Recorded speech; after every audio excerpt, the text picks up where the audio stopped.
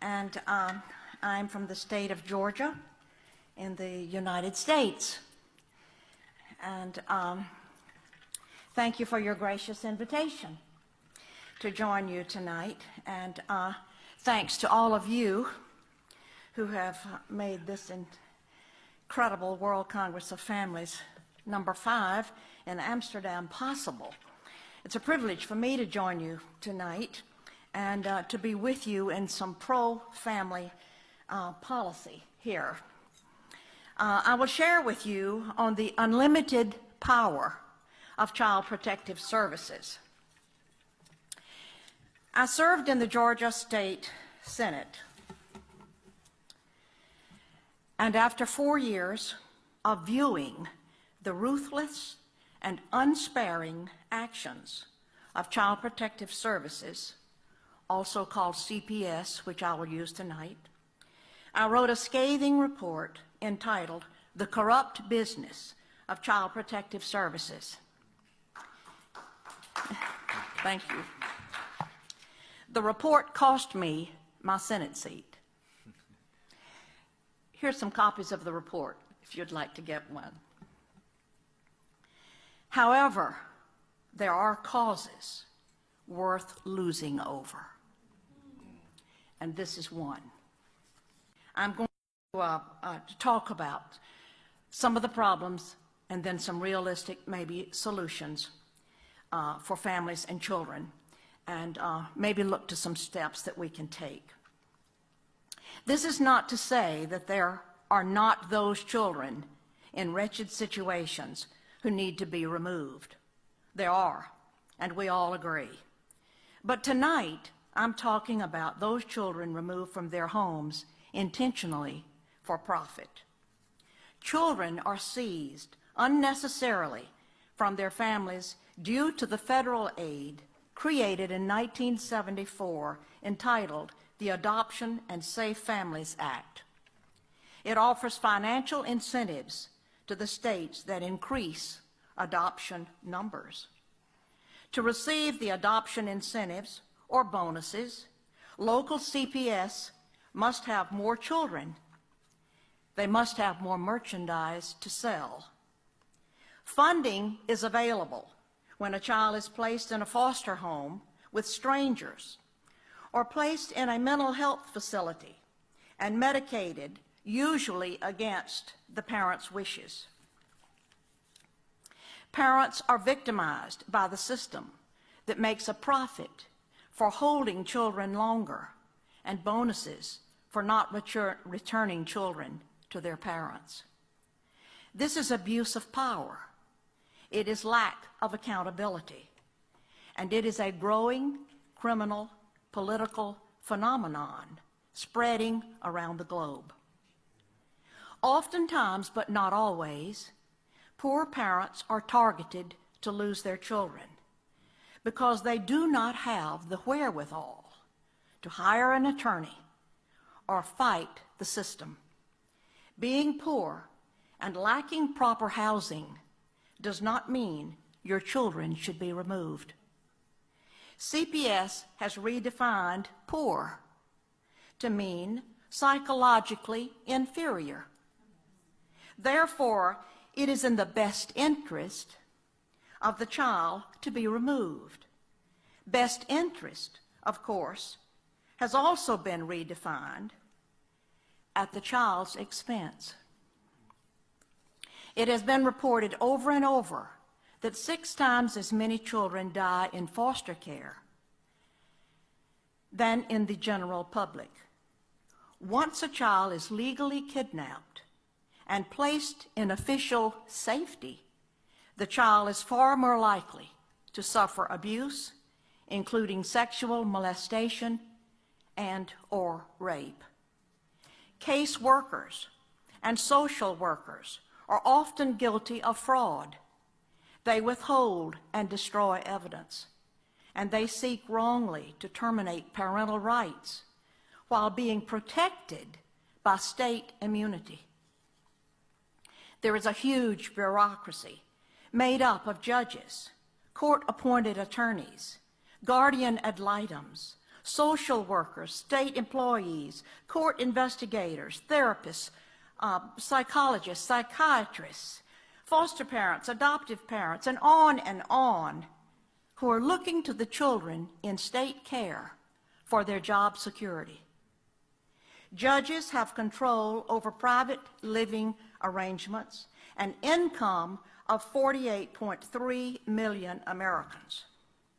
The United States Census Bureau reported in 2002 that 40 billion in transfer payments were made between households of custody parents and other parents. That money, 40 billion, is under the direction and control of family court judges in environments covered with confidentiality laws that protect the wrong people. Fathers are victims of this unjust system. Child support payments, even without having visits with their children, are choking the very life out of fathers. 3 fathers, of whom I am aware and have been in touch with, committed suicide in the last 12 months because they lost the opportunity to even visit with their children. These are crimes against humanity for financial gain. Rights are removed from parents, human rights, civil rights, and even religious rights. One illustration of what took place in my district is that after so many calls, I decided to call a meeting in one of the counties of my own district. I personally called 37 families that had been in touch with me who had all lost their children, grandchildren. I had them meet me in the library one Saturday morning. We started at 9 o'clock and we ended at 9 o'clock. We had 50 families standing outside the door that could not get in. We didn't have time to talk with them. There was incredible anguish and profound suffering from these families. Some children had been taken off the school bus, taken out of the hospitals, or taken out of their homes in the middle of the night, and even worse. It was just an incredible ordeal. These parents, trapped in the system, become like refugees. They're dazed and glazed and have no one of whom to turn. They do not know what to do, and the loss of their children is devastating.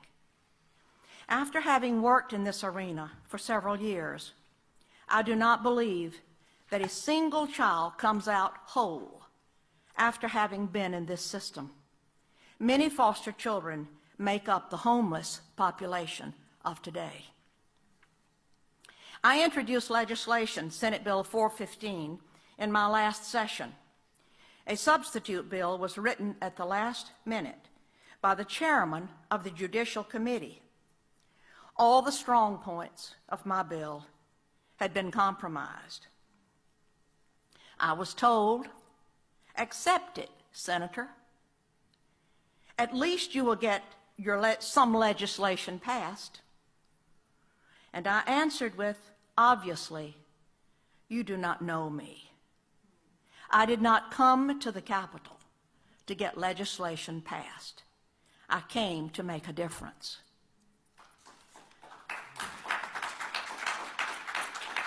What can be done? An independent audit should be called on every state of all Child Protective Services departments. I am in touch with congressmen and state officials, and the door may be possibly opening very slowly. A federal congressional hearing is needed. But let me add, due to the hundreds upon hundreds of cases that I've been called to consider, I placed calls to state senators, representatives in their respective states across the country, asking them to help me with certain families. And I was told, if I help that family, or if I help you, I will lose my job. Remove, abolish the federal and state financial incentives, and those are taxpayer dollars. Those dollars have turned CPS into a business that takes children and separates families for money. Open family court. Remove the confidentiality laws. Give parents their rights verbally and in writing. I even feel that to terminate the rights of parents, the case should be heard before a jury. Family rights and parents' rights must be protected. We do not need more influence like the UN's Convention on the Rights of the Child. It's anti-parent, anti-child, and anti-common sense for the family. There has to be perseverance for any great reform, and great reform is needed in this area. As Charles Spurgeon put it, how do you tame a lion that is well fed? First, he must be brought down. Second, his stomach must be lowered.